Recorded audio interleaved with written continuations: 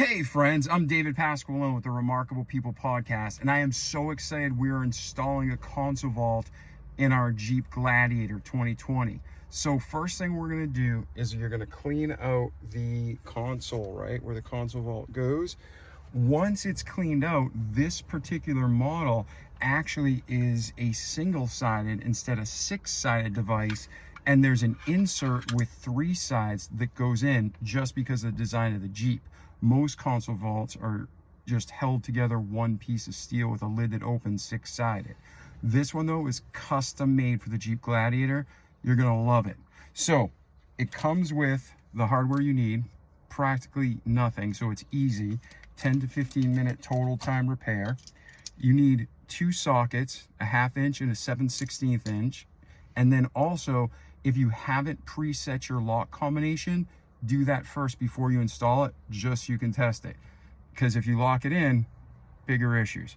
No problems though without it. So I'm gonna pause this video and start the install.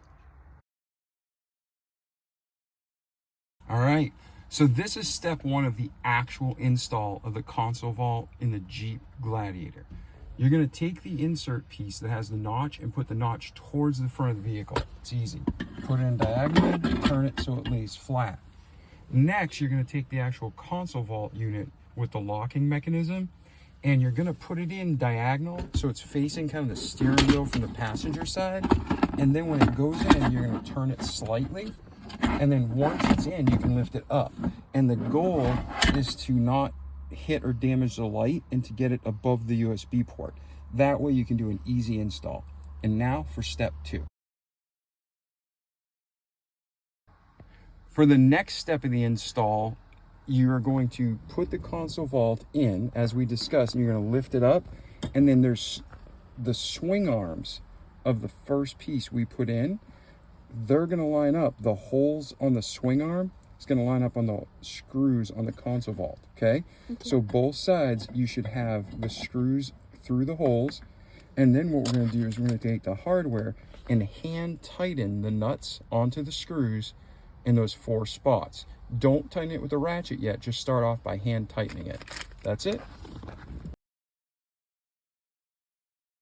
All right, ladies and gentlemen, to help you, if you want to make your life a little easier when you are putting the 4 nuts on the bolts, take your ratchet, put the nut inside of it, and then I'm using a little cheap 3-inch arm.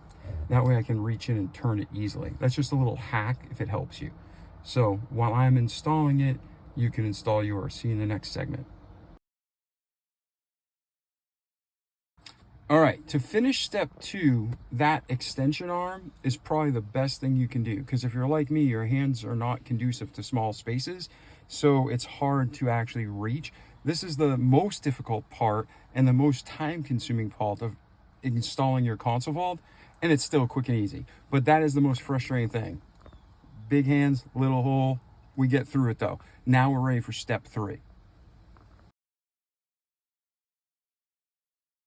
All right, so for the last step of the console vault install, it's easy. You're going to take the self-threading screw that's included and your 7/16 ratchet head, and you're going to use these tools to finish the install. The first thing you're going to do is you're going to, by hand, you see that hole in there that's already pre-threaded? That's obviously where this screw goes. So by hand, you're going to screw it in and get it started until it's snug. Then you're going to use your wrench, your ratchet, and put it in. Do not kill it. Don't crank it down super hard.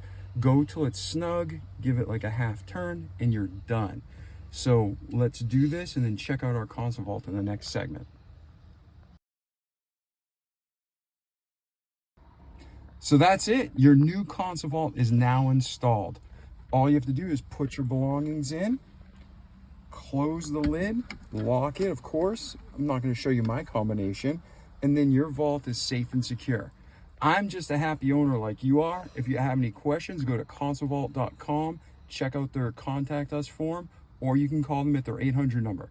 But you should have nothing but high-end referrals for them, because you're going to love your product as much as I do. I'm David Pasqualone. Check out our podcast at Remarkable People Podcast.